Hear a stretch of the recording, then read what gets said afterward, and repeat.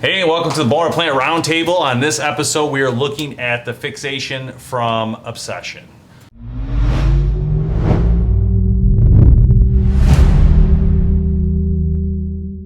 Are you sure it's a fixation or is it the fixation? No, I did it right this time. No, you did it right this time. That's what, keep it going though. We're not cutting. I thought about it for a second. I was like, maybe I did it wrong again. You got harassed The on that fixation, one. yeah. So this is the 7XP, and we also have the 6, I believe. 6XP. XP. Yep.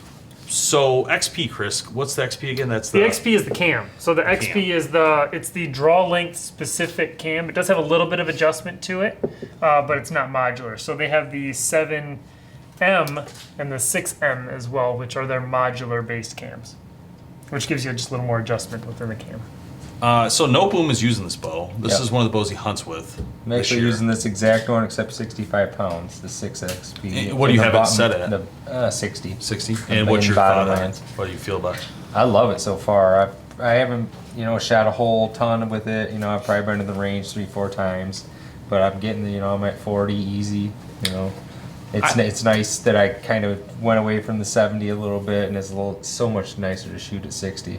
It's just a lot of fun. It's very smooth fast. bow. Yeah. I really, this is one thing I love about Obsession I've found over the years is that they've been very smooth, but extremely hard hitting. I'll never forget using it last year. You had this bow, the previous model, and we were shooting at 30 yards, and it was so dead on. I remember thinking wow, just just perfect alignment, and everything was tuned perfectly. I think that's the key. If it's tuned right. If Chris does it and you don't do it, we're good. That's the thing. If he sets it up, your loop will survive. Mine, so I'm good to go. He will be doing mine too. No, there's some interesting things about this bow, but it gives you a lot of different options. Especially with those cams. The XP, I'm not a fan of draw length specific cams. Because you need a mod, right? Because in order to change the draw length, if you decide, if you're new to archery and you decide, you know what, I'm going to spend $1,000 on a brand new bow because I'm ready and I've got the money and I want to invest in a good quality product, and you pick Obsession as your bow.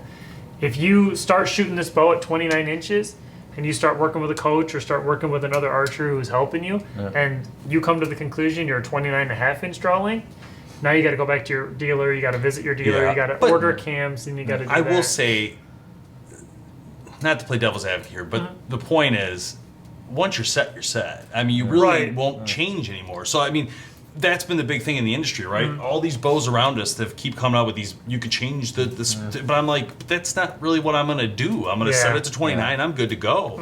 If I know where I'm at, if I'm buying this bow, to be honest, it's a premium bow. Yeah. The odds are I know my draw length. I went to a dealer to have it done, and I know you've coached and you've probably seen people change, and I get it. I'm just suggesting that the odds are you will be setting the right one. And if not, you have a little thing to deal with. And I don't know what the rules are with Obsession, if they will do it for free and swap them, or you have to buy them. I'm assuming buy them, but I don't know the rules or how. Now, also, they have a cam that does do the mod thing. Right, which I was going to lead to is I think that's the right way to do it. You've got that, for that guy that comes in, and that's really where it falls on the dealers. And this is where the dealers really earn their pro shop title, I think, is when you come in and you're a brand new hunter, I'm not going to sell you a bow with a draw length specific cam. I'm going to sell you a bow with a modular cam that's going to work better for you in the long run. I think it's going to, and then maybe a year down the road, 2 years down the road, when you're really found your shot and you're set in your ways, let's get you in a draw length specific cam. The difference in speed is so minimal. You're talking 5 feet per second faster with a draw length specific cam.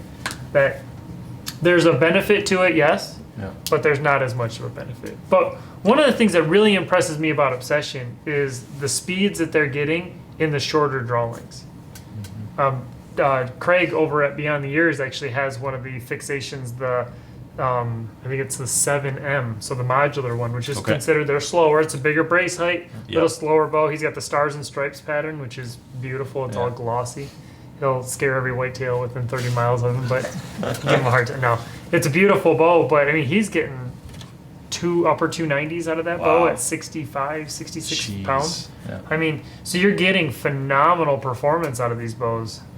It's a beautiful bow. That's the one thing I was shooting it for the first time.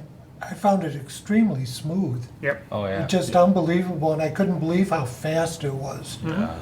Hard hitting bow, man. I tell you. And the design of this bow is just incredible. I really, really love the design of what they did with this bow and the cutouts and how they like turned it in like that. Yeah. It just looks so great. The I grip really too. dig the camo pattern on it. Yeah, this is the Mossy Oak Country. It's sick. Yeah, they definitely did some stuff to lighten the bow up. I mean, you can see some.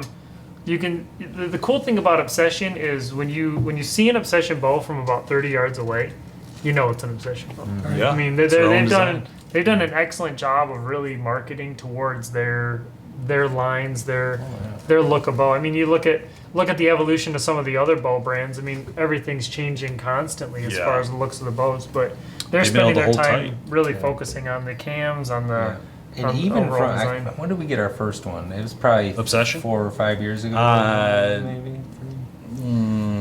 Oh, but I can I had remember the conversation with Dennis Yeah. at ATA. I remember that, and I remember the first one we got was pulling about 72 pounds with these big old cams, and there was a hump. Yeah, And yeah, you yeah, Get the it over the big hump, cams. but once you got it over that hump, it was probably awesome. the fastest bow we ever had on Tesla. Yeah. It was like the arrow hit, the sound was different. We're just like, what is going on? Oh, that's right. I think I remember that. There's something wrong with that the video's camera. online. We Yeah. have to find that, but I think I remember that. Yeah, we did say that. Yeah, That but was since so then, funny. these cams, there's no hump anymore. You might Yeah, look they've like it, they're so tweaked everything. huge, but it's just No, it's so smooth. Nope. It's just the just little smooth improvements they growth. made over the years, and I to think- keep the speed.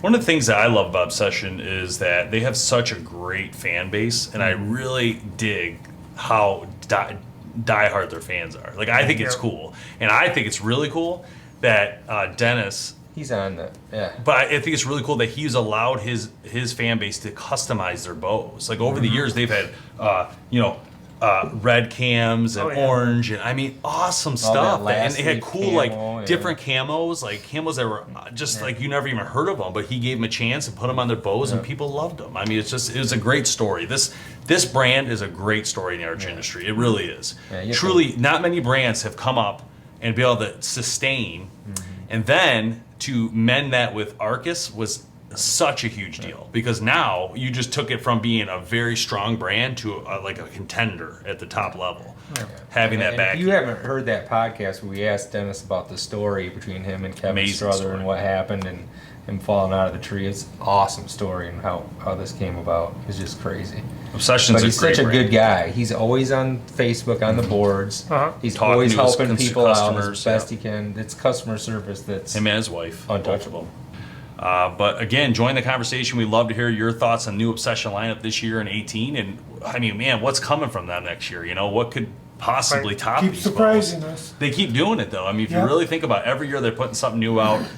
I mean, obviously all the main brands are doing that, but Obsession every year is putting out a new look. And even this one, I saw it first. I'm like, wow, it looks different than I thought it would. You know, I didn't think they would get to that next level and keep changing and be able to change and adapt, you know, realistically. Yeah, they did a solid job on this bow. So again, check out the Test Lab episode. We'll link it below. Join the conversation. We want to hear your comments below. Tell us what your thoughts are on this bow, and let's have some talks. Let's see what other people think of the bow. And if you're not an Obsession fan, that's okay too. Let us know what you like about the design, or maybe what you don't like. I mean, it's fine either way. Some people have moved and migrated from other brands. Why did you migrate? We'd love to hear that conversation. Like, what drew you to shoot an Obsession bow, or what pushed you away from an Obsession bow? What don't you like that you moved to a different brand this year? Great topics, great conversation. People should, you know, it's important for companies to hear these conversations and talk, and so they know what they're doing right and what they're doing wrong. Pretty common. Absolutely. Check out the BowHunterPlanet podcast. Go to BowHunterPlanet.com/podcast. You can check out the Golden Arrow Club, which has been really fun and really cool. Get exclusive first looks at videos like this and other ones. And you can even hear some of our top brands of the year on there. So check that out when you guys get a minute. We'll see you next time.